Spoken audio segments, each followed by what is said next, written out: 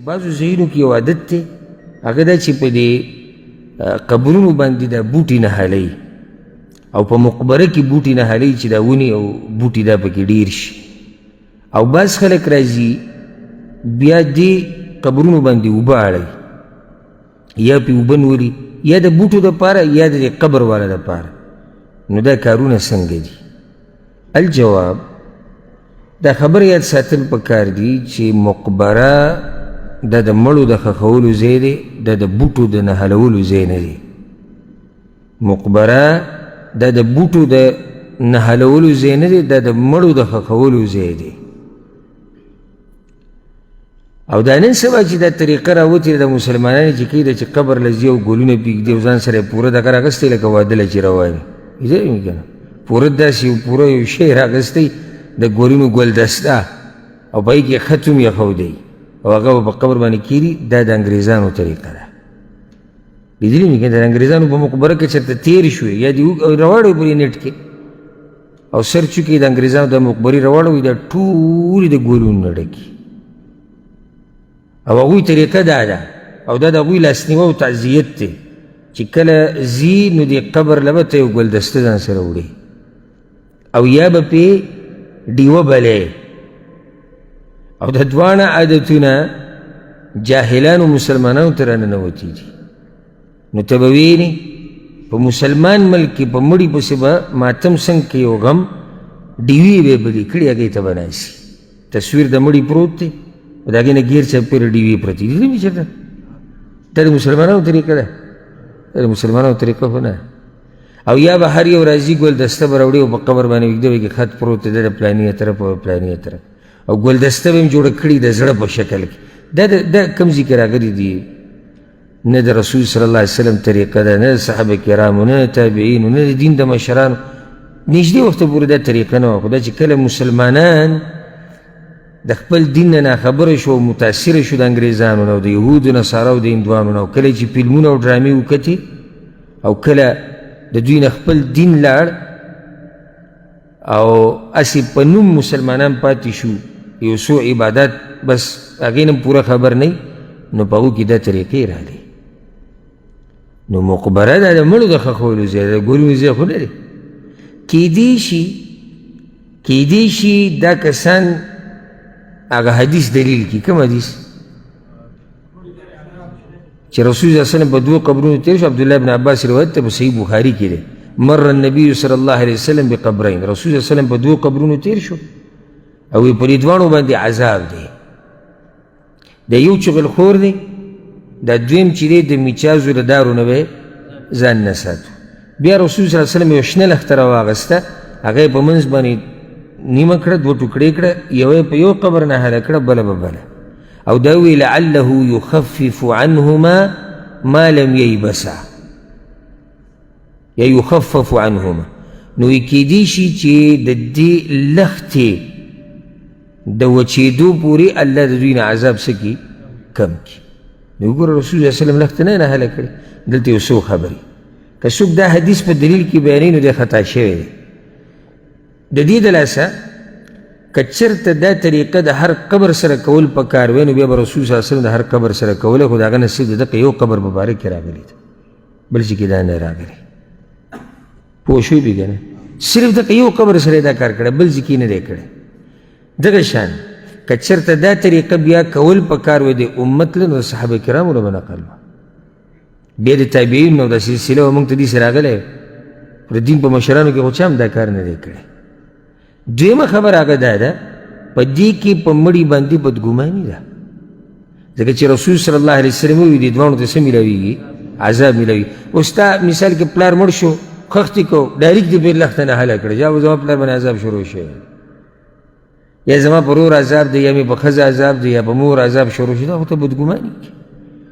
ګمان خو به ښه ساتي امید به د الله نه ښه ساتي چې زما دا مړی به الله به یې وبخي بله خبر هغه دا ده چې رسول صلی الله علیه وسلم ته خو الله ووایي چې په دې قبرونو والا باندې څه دی عذاب دی نو تا ته چا ویلي چې په دې قبر والا باندې عذاب دی او ته خو الله ووایي ته خو وحي کېده چې د دوه قبرونو والا باندې عذاب دی تا ته چا ویلي چې په دې باندې عذاب دی ته بې بوټي نهالې بله خبره وی دا د دې دپاره دا پې موږ دې دپاره نهلو چې دا بوټي د الله تسبیح وی پاکي بیانوي نو چې کله د الله پاکي بیانوي نو دې قبر باندې عذاب نه وي نو الله قرآن کې وی ان من شیء الا یسبح بحمده ولكن لا تفقهون تسبیحهم الله وی هر مخلوق زما تسبیح بیانوي هر مخلوق دا خاورې دا مړی چې پکې خښ دی دا هم تسبیح بیانوي او دا وچه لکړه او وچ بوټی او ختم چې مړاوي هغه هم د الله پاکي بیانوي نو بیا دې شنې لښتې او دې بوټو ته څه ضرورت شو ته زما دې خبرې ته سوچ دی که نه ښه نو بله خبره دا اوبه چې خلک بیا د بوټو دپاره دا اوبه ورړی چې دا بوټي غټ شي او دا ونې غټې شي ځکه اوبه بیا دې قبر ته کوزیږي او دې مړي دا قبر ټول ګډوډ کېږي بلکې لکه دې رور چې ویلي بعض راځي اوبه په دې قبر اړوي بعض خو دې دپاره ځي جاهلان وی دا اوبه به په دې قبر باندې وراچوي نو دا دې مړي له فایده ورکوي قبر ورته دننه یخیږي دا عجیبه خبرې دي او عجیبه بدعات او خرافات دي قبر په اعمالو باندې یخیږي دا په اوبو باندې نه یخیږي او قبر په اعمالو باندې ښایسته کېږي دا په دې نه ښایسته کېږي چې ته بې له پاسه روخام ولګي او دا په دې نه ښایسته کېږي چې ته بې له پاسه ښایسته ښایسته بوټي ور واچي قبر ښایسته کېږي به دې چې دا څوک چې پکې خښ دی د دینداري کړي او یو سړی مړ شي دینداره په ځنګل کې او زناورو وخوړو او دا غوښه یې زرې زرې شوه څه د یو خېټې ته لاړه څه د بل خېټې ته لاړه دا سړی جنت ته ځي قبر یې سره شتینه هغه خېټې د زناورو هغه د قبر شو او لاړ سړی چېرته جنت اعتبار اعمالو له دی اعتبار دې له نه دی چې ته به قبر باندې اوبه وراړی زمونږ دا خلک عجم چې دي عموما عجم دوی په دې قصو سخت مین دي قبر برابر که اله لږه خاوره دې راښویدلې ده برابرې که اله زر زر کاڼي برابر که او له زر یو بس نوم پې ولیکه او یو بس روخام پې ولګه او یو پلار مې او یو مور مې د مور پلار سره د ښو کولو نورې ډېرې طریقې دي او په دې مدینه کې څومره برکتي ځمکه ده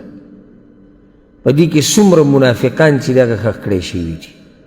چې هغه د رسول صلی الله علیه وسلم په وخت کې مړه خو په دې مدینه کې ښخېده د هغوی له څه فایده ورنه کړه ورکړه ورله څه فایده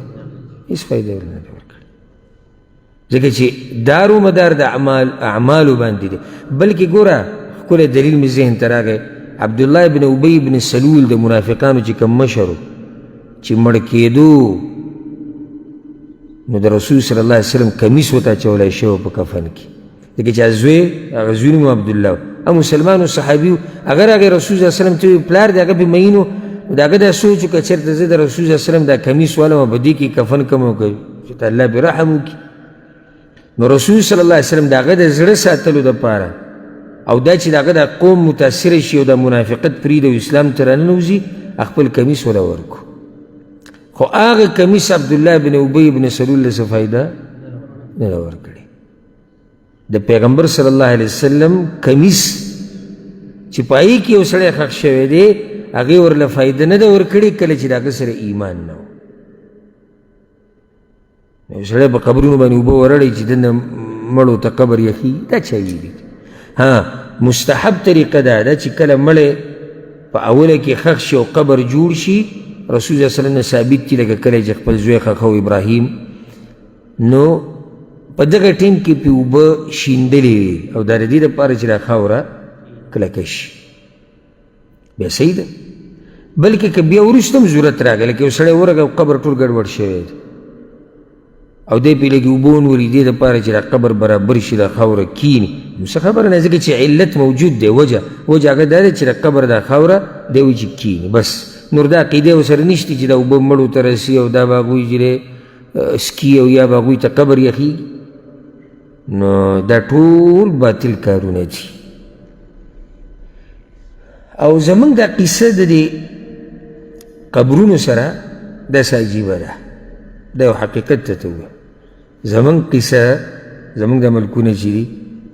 او د صوفیه حضرات چې دي او د پیران او باباګانو والا او مریدانو والا د دوی دا قصه د قبرونو سره عجیبه غومته کېده. یعنې هغه ځي له به ډېره ترجیح ورکوي او داسې قصې به ورله جوړېږي، داسې کارونه به ورله راوباسي چې هغه قرآن او حدیث کې دی. یعنې شریعت کې مقبره دا ځای د مړو د ښخولو دی. اولنۍ خبره دا ده مړی د ښخ کو د قبر د جوړولو طریقه ټوله شریعت ښوولې ده. د هغې نه بعد تا ته شریعت دا وی کله نه کله دې مقبرې ته ځه د زیارت دپاره او دې مړو ته دعاګانې کوه چې الله یې وبخي او ته چې عبرت واله چې تا ته آخرت او مرګ رایاد شي. بس دا د مقبرې قصه ده. او د قبرونو احترام کوه. احترام څنګه؟ لپاسه پې مه کښېنه، هلته اودسمات یې مه کوه، پخوی یې مه، نومونه پې مه لیکه. دا د قبرونو احترام دی. دا شریعت تا ته ښوولی دی. خو هلته آبادیانې جوړول او هلته ګلونه نه حلول او قبرونو باندې په مخه اوبه شیندل او قبرونه سټل او قبرونه ښکلول او د قبرونو نه خاورې کور ته راوړه، قبرونو طواف کول، قبرونو ته سجدې لګول، قبرونو والا ته رامدد شویل او ټول د شریعت خلاف کارونه دي. ځکه زموږ په مقبرو باندې چې هلته تېرې شي نو ته به حیران شي چې دا مقبره ده که دا چېرته ډولۍ یې دلته تیارې کړي دي، دا پریرې به پرتي او دا جنډې به ولاړې داسې نه ښکاري لکه دا چې ته دغه راغلی مقبرې ته او عبرت به څه والي د دغه ځي نه. یعنې اوس ته دلته مقبرې ته لاړ شه او ته دا ټول قبرونه وینې خاوره په خاورو کې، ټوله خاوره ده، سوچه خاوره، نه دنګ قبر شتي، نه سیمټ شتي، نه روخام شتي، نه نومونه شتي، نه جنډې شتي، نه پریرې شتي او ته دې منظر ته وګورې په تا باندې یو ناشنا کیفیت راشي د جسم د ویښته د سړي ودرېږي، سړی عبرت والي، سوچ وکړي، فکر وکړي چې دا د انسان اخرنی انجام دی. خو چې ته یو مقبرې ته ورننوځې او پای کې 2 کمرې چتې پکې به دروړی سم آبادي ولاړې او پریرې او نومونه دې نه به ته څه عبرت والي. هغو خو د دنیا مقبرې ته وړې ده. یعنې آبادیانې کول دا د کوم ځای کار دی؟ دنیا والو سره ښایي د آخرت هغه بازار ته هغه آبادیانې او دا قصې هلته وړي دي نو ته به عبرت د هغه ځای نه څه وایې؟ د بقي مقبرې ته به تاسو تلئ کومه چې مدینه کې ده، لیدلې هم ده که نه؟ په زرګاو صحابه کرام پکې پراته دي. کوم ځای کې دربار دی، کوم ځای کې دنګ قبر دی، د کوم ځای کې جنډه لګېدلې ده، کوم ځای کې پریرې پرتې دي، کوم ځای کې بوټي نه حل کړي دي، په کوم ځای کې په قبرونو باندې اوبه وراړئ. د دې عبرت والی که نه؟ دغه اولیاء الله دي، دغه بزرګان دي په صحیح معنو سره. جنتیان پکې پراته دي چې هغو کې شک نشتی چې دا جنتي، دې خبره کې شک نشتی چې هغه جنتیان دي. او زمونږ به یې دومره ګټه غوغا جوړه کړې چې سړی به ورته حیران شي.